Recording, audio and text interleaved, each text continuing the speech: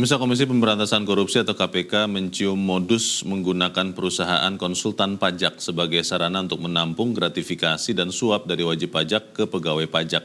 KPK akan melakukan penindakan bila perusahaan konsultan yang berafiliasi dengan pegawai Kementerian Keuangan itu memang melakukan tindak pidana.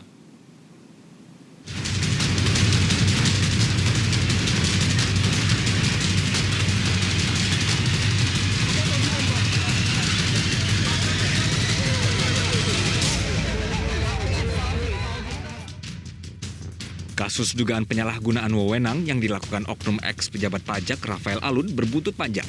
Yang terbaru, KPK mengungkap ada sebanyak 280 perusahaan yang sahamnya dimiliki oleh 134 pegawai pajak Kementerian Keuangan. Sebanyak 2 dari 280 perusahaan tersebut bergerak di bidang konsultan pajak. Deputi Pencegahan KPK Pahala Nenggolan mengatakan, pegawai pajak yang memiliki saham di perusahaan konsultan pajak masuk kategori beresiko tinggi.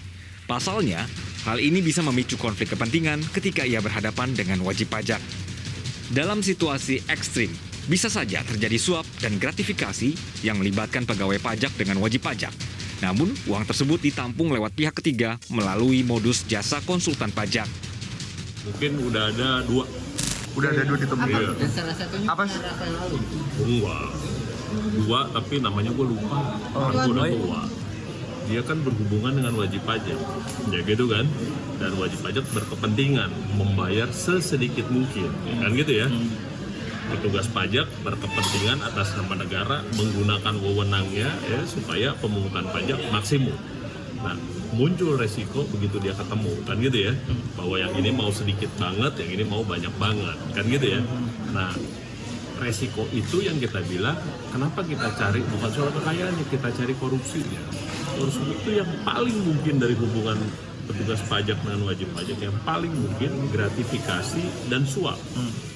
Sementara itu, Inspektur Jenderal Kementerian Keuangan Awan Nurmawan Nuh mengatakan pihaknya terus melakukan pengawasan internal untuk mencegah oknum pegawai menyalahgunakan wewenangnya.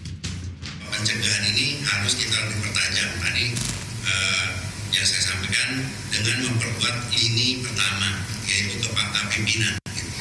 Jadi pimpinan unit ke depan harus betul-betul lebih paham siapa pegawainya, seperti apa resiko di unit kantor itu, aktivitas kesehariannya apa, dan lain sebagainya. KPK masih menyelidiki sejauh mana modus penyalahgunaan wewenang yang dilakukan oleh perusahaan konsultan pajak yang masuk dalam daftar KPK.